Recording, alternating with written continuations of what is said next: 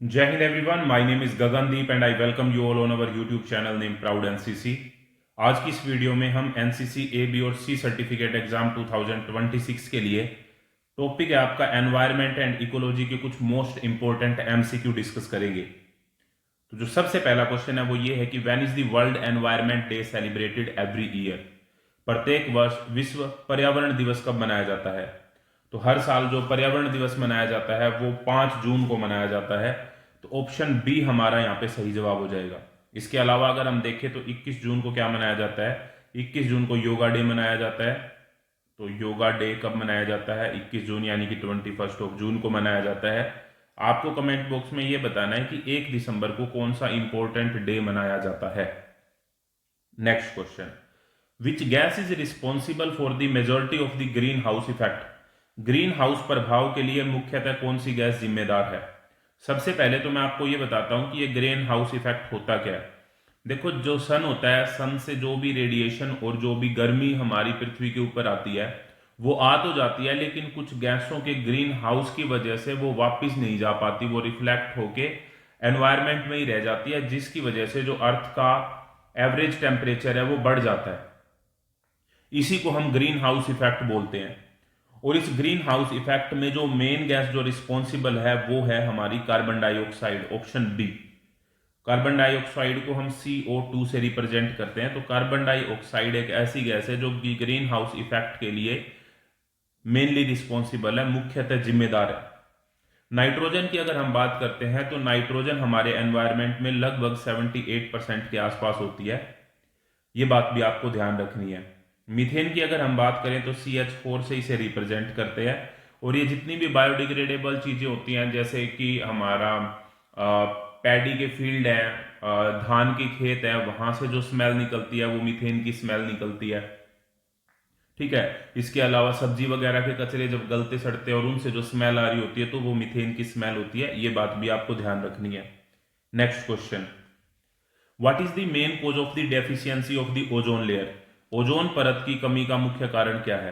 देखो, ओजोन जो लेयर होती है उसको हम O3 से रिप्रेजेंट करते हैं ओजोन को। ओजोन जो लेयर होती है हमें सन से आने वाली UV यानी कि अल्ट्रावायलेट रेज से बचाती है, पराबैंगनी किरणों से बचाती है। हिंदी में हम बोलते हैं पराबैंगनी किरणें, इनसे हमें बचाती है।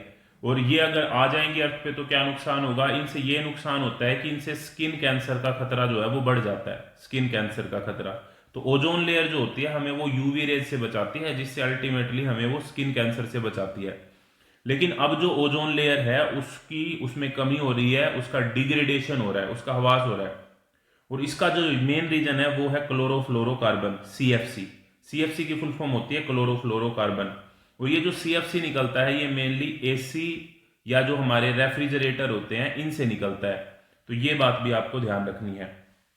Next question, what is the primary purpose of the tree plantation campaign. वृक्षारोपण अभियान का मुख्य उद्देश्य क्या है? तो हम पेड़ क्यों लगाते हैं? जो मुख्य उद्देश्य है उसका यह है कि इंप्रूविंग एनवायरमेंट कंडीशन, पर्यावरण की स्थितियों में सुधार करने के लिए। प्लांटेशन का जो करेक्ट टाइम होता है वो होता है बारिश का टाइम, जिस टाइम पे वर्षा होती है, जिस टाइम पे रेनी सीजन होता है, वो जो टाइम होता है वो प्लांटेशन के लिए जो है वो परफेक्ट टाइम होता है। ये बात आपको ध्यान रखनी है। What is the main component of contamination of surface water. सतही जल प्रदूषण का मुख्य कारण क्या है? हमारा जो सतही जल है जैसे कि नदियां, तालाब और ये सारी चीजें हैं वो सरफेस वाटर के अंडर आती हैं। क्या बारिश से उसका पानी कंटामिनेट होता है, प्रदूषित होता है? नहीं। क्या बादलों से होता है? नहीं। वायु प्रदूषण से कुछ हद तक शायद हो सकता हो, लेकिन ये मेनली एयर पोल्यूशन के लिए जिम्मेदार है, ये वाटर पोल्यूशन के लिए जिम्मेदार नहीं है। तो इंडस्ट्रियल वेस्ट जो है, औद्योगिक अपशिष्ट जो है, फैक्ट्रियों से निकलने वाला जो वेस्ट मटेरियल है, उसे जब डायरेक्टली नदियों या तालाबों में डाला जाता है तो उसकी वजह से जो सरफेस वाटर है वो कंटामिनेट हो जाता है, यानी कि वो प्रदूषित हो जाता है। तो ऑप्शन बी हमारा यहाँ पे करेक्ट आंसर हो जाएगा। आपको ये एक्सप्लेनेशन वाली सीरीज कैसी लग रही है ये आपको कमेंट बॉक्स में जरूर बताना है। Next question, what is the best way to manage waste according to source. कचरे को प्रबंधित करने का सबसे अच्छा तरीका क्या है, या कचरे को मैनेज करने का सबसे अच्छा तरीका क्या है? बर्निंग, जला के जलाना सबसे अच्छा तरीका नहीं है, क्योंकि अगर हम पॉलिथीन को जलाते हैं तो उससे जहरीली गैसें निकलती हैं जो कि अल्टीमेटली एयर पोल्यूशन में हेल्प करती हैं, यानी कि एयर पोल्यूशन होता है उनकी वजह से, तो ये नहीं है। थ्रोइंग इन रिवर, नदी में फेंकेंगे तो हम जल का प्रदूषण हो जाएगा, नदी खराब हो जाएंगी। डंप करेंगे तो हम अर्थ के अंदर अगर डंप करते हैं, धरती में उस चीज को डंप करते हैं, जो हम दूसरे जो जहरीले मटेरियल हैं, तो उससे जो धरती की उपजाऊ शक्ति है उसकी कमी हो जाएगी। तो रिसाइकलिंग एंड कंपोस्टिंग हमारा करेक्ट आंसर है यहाँ पे, यानी कि जो चीज हम यूज कर रहे हैं उसको रिसाइकल करना, दोबारा से यूज करना, या फिर अगर कोई ऐसी चीज है, कोई बायोडिग्रेडेबल चीज है, मतलब जिसको गलाया जा सकता है, तो उससे हम कंपोस्ट यानी कि खाद बना सकते हैं। तो ऑप्शन सी हमारा करेक्ट आंसर हो जाएगा। Next question, in which year was the environment protection act enacted in India? Environment protection act मतलब पर्यावरण संरक्षण अधिनियम। भारत में पर्यावरण संरक्षण अधिनियम किस वर्ष लागू हुआ? तो पर्यावरण संरक्षण अधिनियम जो लागू हुआ वो हुआ 1986 में। नाम से पता चल रहा है ये एक्ट है जो कि प्रोटेक्ट करता है किसको? एनवायरमेंट को। इंपॉर्टेंट क्वेश्चन है, ध्यान रखना आपको। Next question, what percentage of the atmosphere is nitrogen by volume? वायुमंडल में मात्रा के हिसाब से कितने प्रतिशत नाइट्रोजन होती है? तो ये लगभग 78% होती है, तो इसका जो नियरेस्ट करेक्ट आंसर है वो है 79%। तो ऑप्शन सी हमारा यहाँ पे करेक्ट ऑप्शन हो जाएगा। अगर आपसे ऑक्सीजन के बारे में पूछा जाता है तो वो ये वाला ऑप्शन करेक्ट हो जाएगा। ऑक्सीजन के लिए 21 से 22% होती है। ये हम बात कर रहे हैं कि वायुमंडल में कितनी प्रतिशत डिफरेंट डिफरेंट गैसेज होती हैं। अब आपको कमेंट बॉक्स में ये बताना है कि वायुमंडल में CO2 की मात्रा कितनी होती है, CO2 की मात्रा। जो भी करेक्ट आंसर बताएगा उसके कमेंट को हार्ट दिया जाएगा। Next question, which chemical is used to purify water? पानी को शुद्ध करने के लिए कौन सा रसायन मिलाया जाता है? तो पानी को शुद्ध करने के लिए क्लोरीनेशन एक प्रक्रिया है, एक प्रोसेस है वाटर को प्योरीफाई करने की, और इसमें क्लोरीन का यूज किया जाता है। तो ऑप्शन बी हमारा यहां पे करेक्ट आंसर है, option B. What is the name of the equipment use to measure the intensity of the rain? वर्षा की तीव्रता को मापने का उपकरण के लिए किस उपकरण का प्रयोग किया जाता है? देखो ये जितने भी क्वेश्चन हम कर रहे हैं ना, आपने अभी तक ये 9 क्वेश्चन देखे हैं, और आपको ये देख के रियलाइजेशन हुई होगी कि ये सारे के सारे क्वेश्चन इंपॉर्टेंट हैं, और ये आपके एनसीसी के A, B या C सर्टिफिकेट एग्जाम में पूछे जाने वाले क्वेश्चन हैं। इस वीडियो के अंदर हम टोटल अभी और भी क्वेश्चन डिस्कस करेंगे, और मैं ऐसे क्वेश्चन बताऊंगा जो शॉर्ट आपके एग्जाम में पूछे ही पूछे जाते हैं। लेकिन इसके अलावा इसमें तो हम 20 क्वेश्चन डिस्कस करेंगे इस वीडियो में, लेकिन मैंने एक PDF प्रिपेयर किया है। उस PDF के अंदर 50 MCQ है हर एक टॉपिक से। आपका जो भी टॉपिक है, जैसे हम यहाँ पे एनवायरमेंट और इकोलॉजी की बात कर रहे हैं, फिर हमारा टॉपिक ड्रिल का टॉपिक होता है, डिजास्टर मैनेजमेंट का टॉपिक होता है, हेल्थ एंड हाइजीन का टॉपिक होता है। हर एक टॉपिक है 50 मोस्ट इंपोर्टेंट MCQ, और मैं यकीन के साथ कहता हूं कि सिर्फ इनको अगर आप पढ़ देते हैं तो आपको आपके एग्जाम में A ग्रेड लेने से कोई नहीं रोक पाएगा। आपको ज्यादा PDF या ज्यादा बुक्स पढ़ने की कोई जरूरत नहीं है। आप एक PDF को पढ़ें, लेकिन उसको बार बार पढ़ें, क्योंकि जब आप उसको बार बार पढ़ेंगे तो वो चीजें आपको याद हो जाएंगी और क्वेश्चन आपके वहीं से आएंगे, तो आप इजीली अपने एग्जाम को अटेम्प्ट कर पाएंगे। और अब की बात शायद आपको पता हो कि समय भी कम मिलेगा, आपको इतना ज्यादा समय नहीं है, तो आपको जो आंसर है उसके आने चाहिए, सोचने का टाइम नहीं है, आपको सिर्फ टिक करना है, तो एग्जैक्टली आपको क्वेश्चन मिल जाएंगे।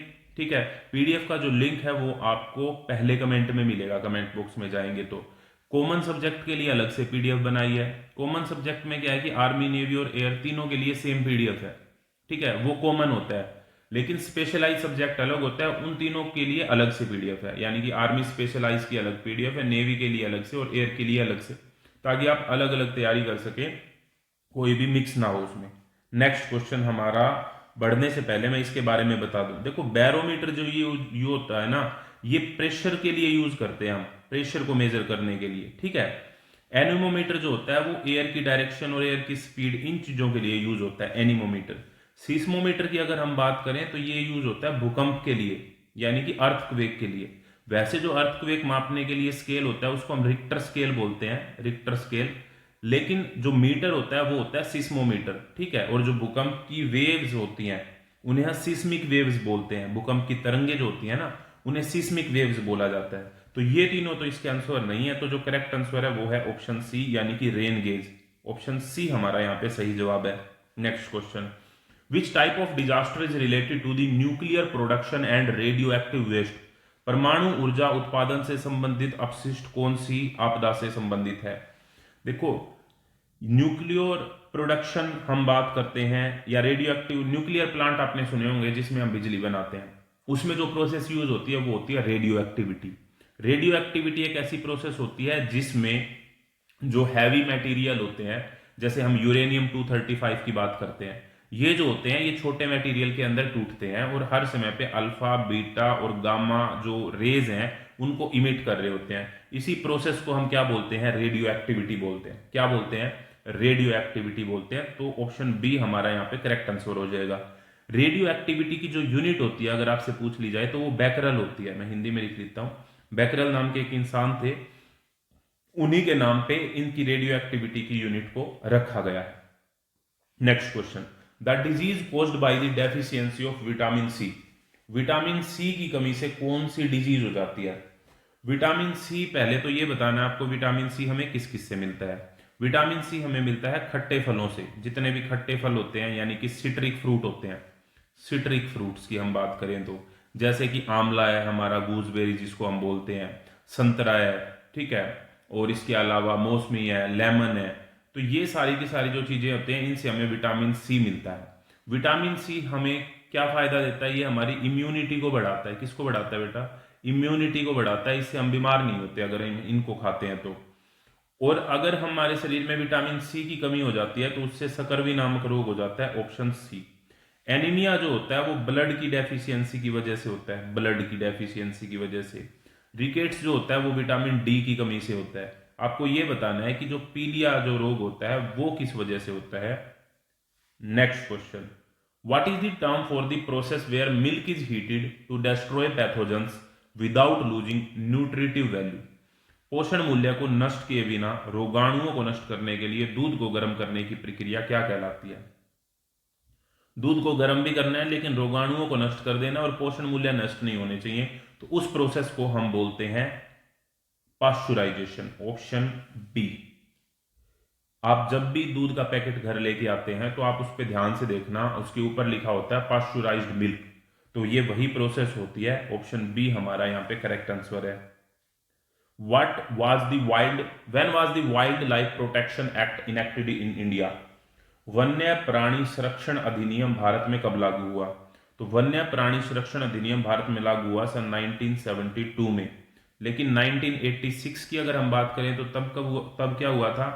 तब हुआ था एनवायरमेंट प्रोटेक्शन एक्ट लागू, ठीक है, ये अभी हमने किया है। लेकिन अगर हम वाइल्ड लाइफ प्रोटेक्शन एक्ट की बात करें तो वो है 1972 में, वन्य प्राणी संरक्षण अधिनियम 1972।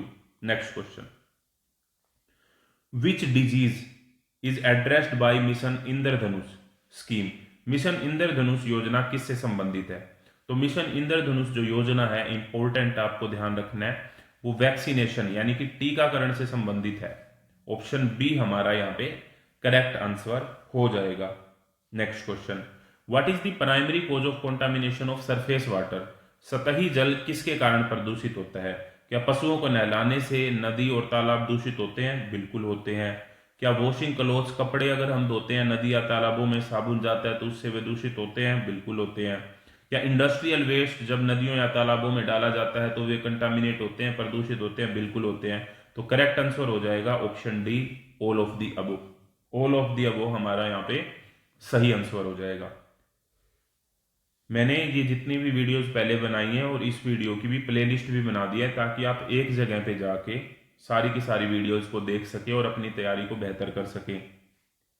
What is the main component of green house gases primarily responsible for global warming. Green house गैसों का मुख्य घटक क्या है जो ग्लोबल वार्मिंग के लिए जिम्मेदार है?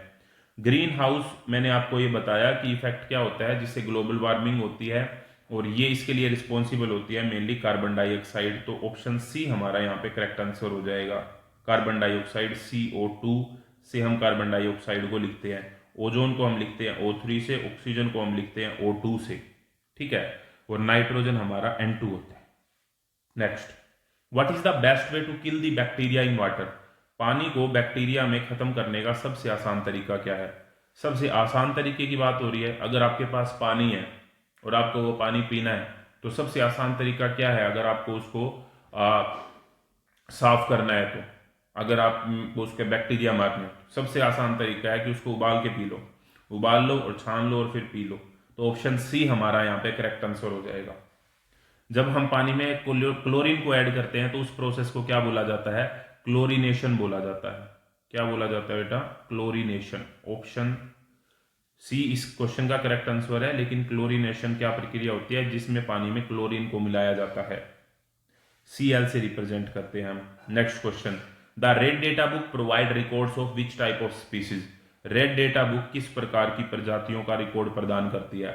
देखो, बहुत सारी ऐसी स्पीसीज है जो पहले बहुतायत में पाई जाती थी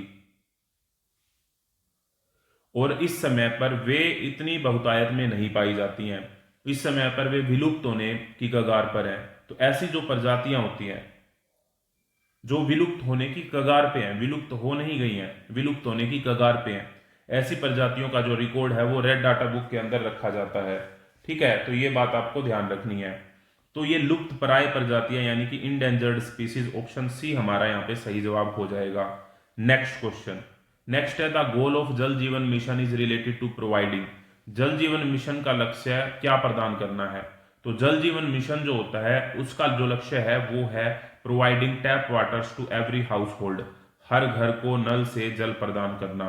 तो ऑप्शन बी हमारा यहाँ पे सही जवाब हो जाएगा। तो आई होप ये वीडियो आपको अच्छी लगी होगी। इस तरह की और वीडियो के लिए जुड़े रहिए चैनल के साथ। नेक्स्ट वीडियो तक जय हिंद, जय Bharat. Thank you very much.